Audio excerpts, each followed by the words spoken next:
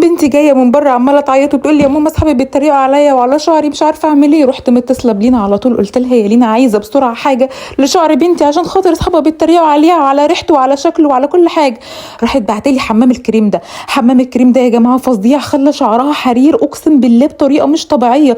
عايزه اقول لكم ان هو فيه بنسنور، بروتين حرير، كولاجين جوز هند، فيتامين اي، زيت ارجان، زبده شيا، واصلا بيخلي الشعر حرير. حطيته لها على الناشف كده وغسلته لها، وهتشوفوا يا جماعه دلوقتي الفرق مش طبيعي مش طبيعي. بصوا بصوا شايفين الشعر عامل ازاي؟ انا مسرعه عشان الريل لازم يكون سريع للاسف.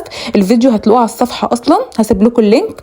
ده بقى الزيت بقى ده بقى يا جماعه بيغذي بصيلات الشعر وبيطول الشعر وبيحسن الشعر التالف ويخلي الشعر يعمل اعاده نمو كده وبيعالج التساقط كمان. الزيت ده فيه زيت بذور قرع وخروع وارجان وجوجوبا وكركديه هندي وزيوت هندي كتير وخردل وجوز هند. بصوا فظيع، ده اسمه ميكس الاعشاب، بجد جربوه تحفه.